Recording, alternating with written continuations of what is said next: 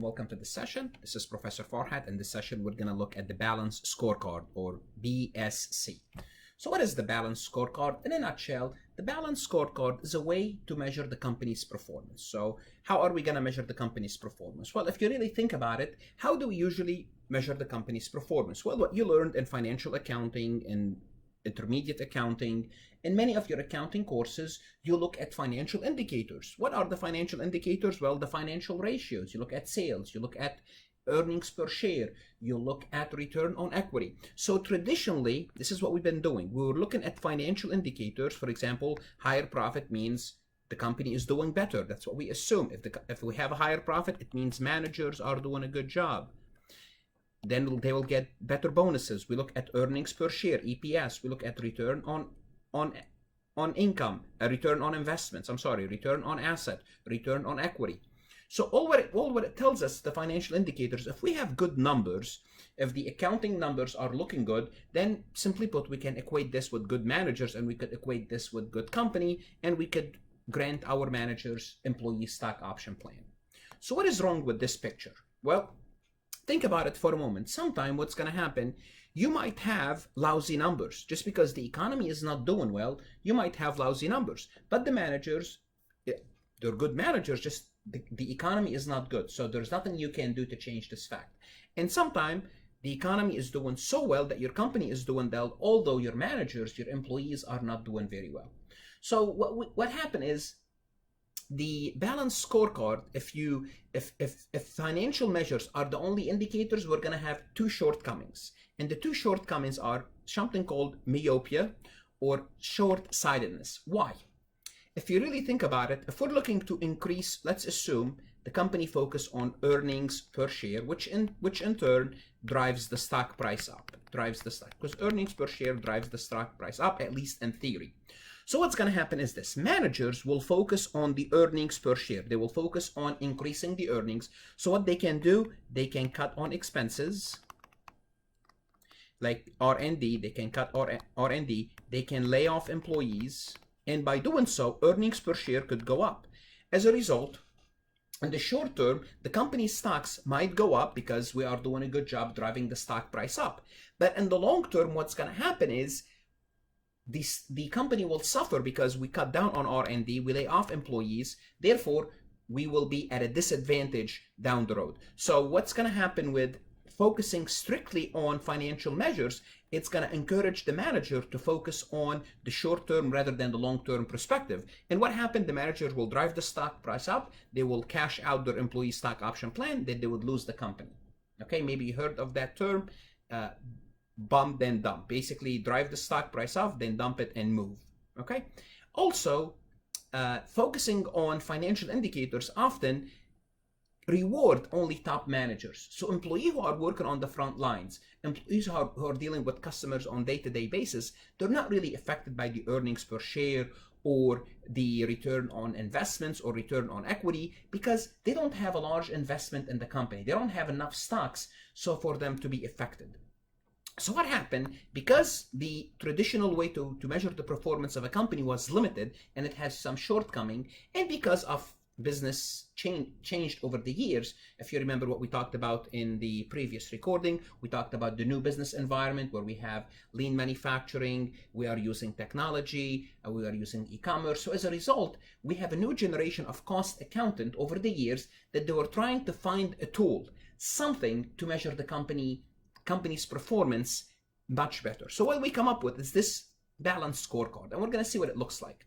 So this shortcoming caused a new generation of cost accountant to find a new tool to monitor, to tell me when I accomplish my strategic objective. So it doesn't have to be only financial indicators. The strategic objective might be the result of other factors. Okay, so financial indicators are important, very important, but they're not the only indicators. So what we come up with is traditional measures are still good, but traditional measures are considered lagging or lag indicators. What are lagging or lag indicators? It means we know the results after the fact. Think about it. When do we prepare the income statement? We prepare revenues minus expenses to get to net income, to get to the profit. When do we compute this? We compute this after the fact. So after the fact, it might be too late to do something about the results. Therefore, strictly financial indicators, they are considered lagging. So what I need leading indicators, indicators that's going to tell me how well am I doing, or critical success factors, leading indicators, or some signals, some factors that's going to tell me how well I am doing throughout the process, rather than waiting for the end results. The end results are easy to compute, they're there, but they're after the fact. Yes, we can take corrective actions, but it might be too late. So the balanced scorecard identifies 3 other areas, or critical success areas, that we believe they are considered leading indicators, and those are learning and growth. Okay, and we're going to talk about learning and growth a little bit more in details. Basically, learning and growth deal with our employees, our employee training, our employee motivation. And if the employees are well trained, what's going to happen? It's going to lead to better internal process. They're going to do their job better. They're going to produce a better product. They're going to listen to the customer. And as a result, the customer is going to be satisfied. And as a result of 4, 3, 2, we're going to get the good lag indicators, which is financial results. So that's the assumptions here that we are making. But to summarize it, we can say that the balanced scorecard recognizes for the company to be successful, we need to focus on 4 components. And those 4 components are the financial perspective. So we're not throwing the financial perspective out. The balanced scorecard still consider the financial perspective as part of its component, one of the 4 parts, that's important. So we are still using financial measure. The other measure that we're going to be looking at is customer's perspective. How does the customer sees us? What does the customer expect of us? What type of product the customer is looking for? So we have to listen to the customer and respond to the customer's demand to be successful. Okay? The third perspective is internal process perspective. How well are we manufacturing? How well are we servicing that customer? Are we doing it efficiently? Are we doing it on a timely fashion? What can we do to add value throughout the process to our customer? So how well are we going through our processes? 4, learning and growth. Basically, are we training our employees? Okay? Are we creating new patent and new product?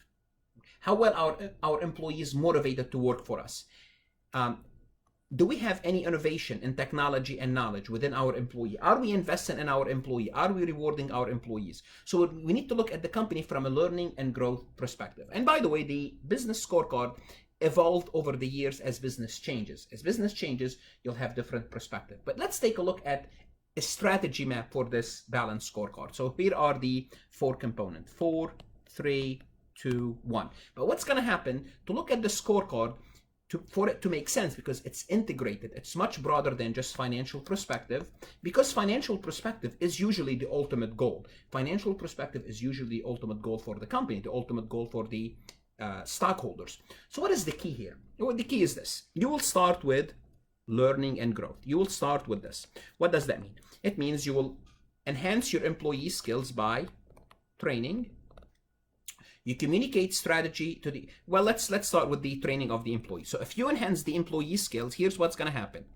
As you enhance the employee skills, you're going to improve productivity, which is part of the internal process, and you're going to reduce cost for each unit, for each value stream. So you're going to reduce your cost per unit, and you're going to improve quality, okay, just by doing so. Also, if you improve the use of technology, if you train your employees to use technology, you're going to improve productivity. You're going to also improve the quality.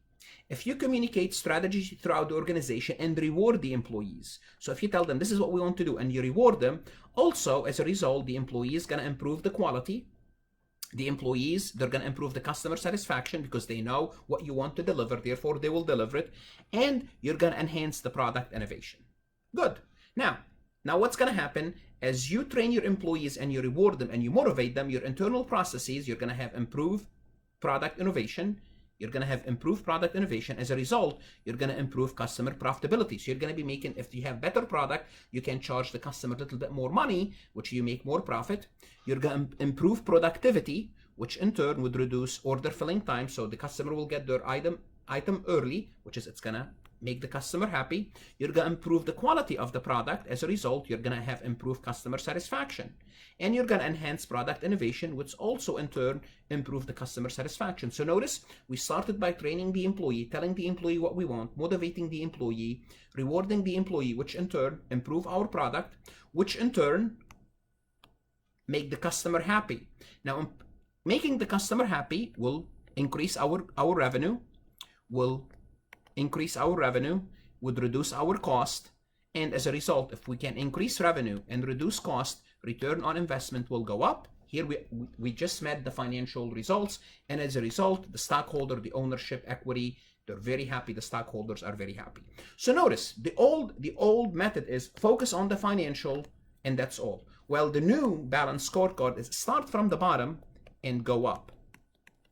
Okay, and eventually this will work. Now, the best way to explain this is to actually work through an actual example, and Southwest Airline is a good example to teach the balanced scorecard, to just show you specific examples of how the balanced scorecard is used, because the balanced scorecard look at a much broader perspective rather than just the financial perspective. So let's take a look at this a visual map, and we're gonna look at it and explain it separately, but first I may hide some of it. So this way we'll go through it step by step. So those are the company's objective. The company's objective is to increase profitability, have more customers, have fewer planes, which is less cost. This is Southwest Airline. They want to be flight on time. They want to have the flight on time. They want to have the lowest prices. They want to have fast ground turnaround. So they want to have customers boarding and deboarding quickly. And we want to make sure our employees are trained. So here's what's gonna happen. So what I'm gonna do is this. I'm gonna just hide, start from the bottom and go step by step to show you how this whole map is integrated. So basically, you know what the goals are. The goals is to improve profitability. But here's what's gonna happen. We're gonna start from the bottom. Again, the assumption is you start from the bottom and you go up. We're gonna start by the first objective, basically ground crew alignment. So you want to make sure your people are doing a good job on the ground. Well, so that's the objective. Okay, so this is part of learning. So what's going to happen is you're going to improve training. So you're going to increase training and improve motivation. So that's what's going to happen. How are you going to do this? How are you going to measure this? Well, how am I going to measure this is I'm going to have ownership of stocks, grant ownerships of stocks to my employees. So to motivate them, I'm going to give them ownership. I'm going to give them, for example, 100 shares or 50 shares or employee stock option plan. To do what? This way they feel they are owners of the company. 2, I am going to give them more training. So this is how I'm gonna measure my my goal. If I give them that, maybe they will do a better job. What is my target? I have a measure. Also, I have to have a target. The first year I'm gonna have 70% of my employees trained. Third year 90%, and in year 5 100%. Now this could be for training, or this could be for stockholders. So by year 5, all my employees, they own part of the company, they are owners. Or by year 5, they're 100% trained, all my employees, in whatever we need to do. And initiative, employee stock option plan, and ground crew training. So this is the first step. If I do accomplish the steps, in turn, what's going to happen is this. This is the assumption. In turn, I'm going to have fast ground turnaround. So this is my internal processes. So my employees will be doing a better job. Therefore, I'm gonna have on-ground time and on-ground departure. So my departure time and my arrival time, they will be on time, which is my target is to be within 30 minutes and 90% of my flight. So that's my target. So I will start to measure how well am I doing.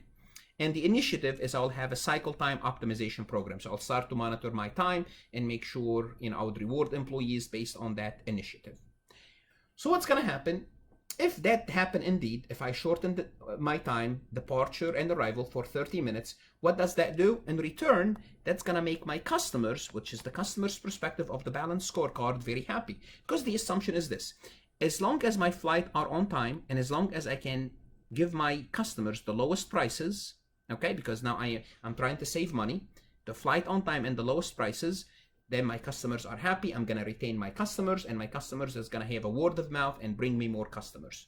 So how do I measure this? Well, I'm going to monitor the FAA on-time arrival rating. So if my flights are arriving on time, I want to rank number 1 on the FAA, the Federal Aviation Agency, which is in the U.S., the federal agency that monitor the airlines. I'm going to be number 1. That's my target.